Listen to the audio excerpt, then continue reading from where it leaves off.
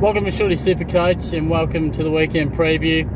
Going to take a look at this weekend, even though we've already missed 2 games, but hopefully those games served you all right. It's a bit tricky at the moment. You know, we've got heaps of trades, but it's hard to know what to do with them. I found it interesting that, we got like 4 weeks left. We've got buys. It's going to throw up some difficult ones, but I mean, I've got 10 trades. I mean, at the moment, trades you can just burn because we got those extras, and a lot of people will going to definitely be left with extra trades at the end of the year. So what you can do is sort of treat them with no respect. You can burn some trades. You might, historically, you'd look to downgrade one guy, then get an upgrade from another guy. But nowadays, because you're going to have ones to spare, you might do 2 downgrades and then just make an upgrade, which is probably previously like a no-no in Supercoach, because trades, they're like gold. You're realistically going to run out sometimes if you don't trade that smart, and if guys don't get to a certain point where now you could trade out 2 guys that are like 220, 230, which is not that much. You could get you 200,000 that way if you wanted to upgrade like a 300k guy to a 500k guy or something like that. Fallen premium to a cash cow who's all beefed up. But oh jeez, they nearly pulled out right in front of me. But yeah, so what was I saying? Point being, be a little bit loose with your trades. But funnily enough, it's probably not going to help me. Like, I'm looking at my team and like I'm trying to get Michael Walters in, and Draper being out has just screwed me. Laddams has screwed me. I think Gawn should come back, and if he does, I'm probably still going to wait 1 week because we're only getting our best 18 scorers. So I feel like I can hold. And looking at my plan for bringing guys in, I basically need to bring in Walters to give me premium forwards or all premiums in the forward line, and then I need 1 more mid. And I think I'm going to need all the cash I can get because I've got nothing on the bench, really minimal stuff. So particularly with Woodcock going out, so I really need Gawn to come back, score whatever he scores. He's got like a break even at 200 something. That can go down. He'll go down in price, and then I can latch onto him and save myself 60 or 70k, which could prove super valuable. So it's not ideal, but that's probably how I'm going to have to play it. But you might be in a different position. You might be able to just bring in guys a little more loosely because trades aren't that valuable. You're going to have oodles left over.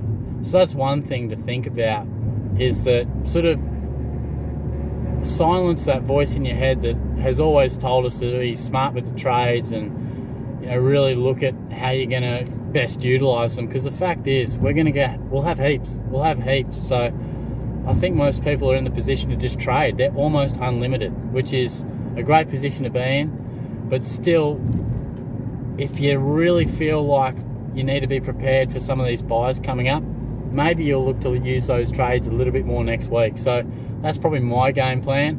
I think this week will be okay. It's just a couple of teams having the bye.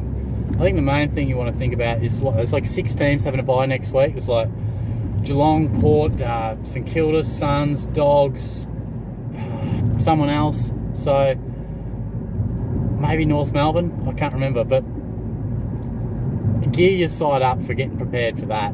You might trade out a couple of rookies that are going to be out next week. So the thing is, you don't want to be, next week comes around and you want to make like 5 trades.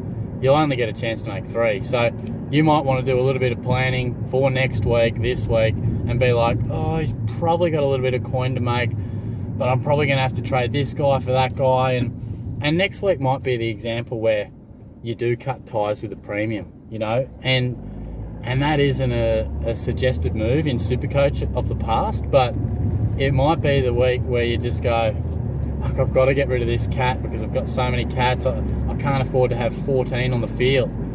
You don't want to get to a position where you're like, I've got 13 playing, and if I make 3 trades to get up to 16, just do your very best to make sure you've got 18 players next week, because I think this week will be a piece of cake. But in terms of this week, the captaincy burnt me last week, and I'm annoyed at myself because I knew Neil was going to score poorly at some stage. How many times did I say, you can't keep scoring 130. It just doesn't happen. And unfortunately, I just didn't have options. It just didn't work out.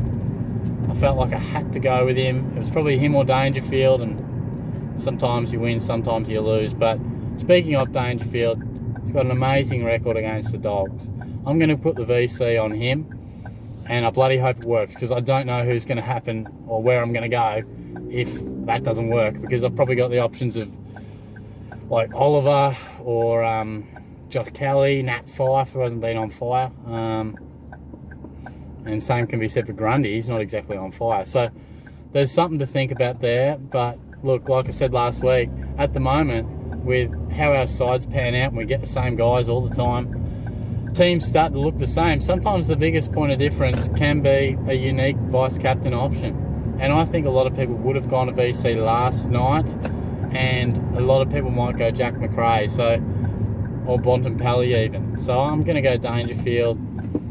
But that's not to say those other guys aren't good options, but that's just how I'm going to approach it. But that's all I can really say for this week. I just had a kick at the footy with Langers, and we were sort of talking about a few options and what I could have a chat about. And it's more so about setting yourself up for next week, because next week will be the danger one. You could put it this way: it's not disaster stations this week, where next week you could drop an enormous amount of rankings if you're not prepared for it.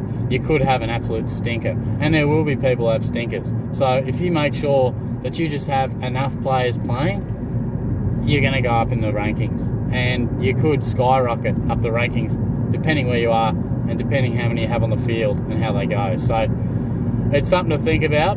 But hopefully, this video has been a bit of a just shorties driving the car talking about Supercoach. Not a whole lot of structure about it, but hopefully it's just giving you something to think about, giving you a few little options. And yeah, look, I'll be barracking hard for Dangerfield tonight. I really do feel like he's due to just go bang, kick a goal, rack up plenty of touches. He gave away a lot of frees last week and he just was coming in like a bull at a gate at times. I feel like he's got a 140 plus in him.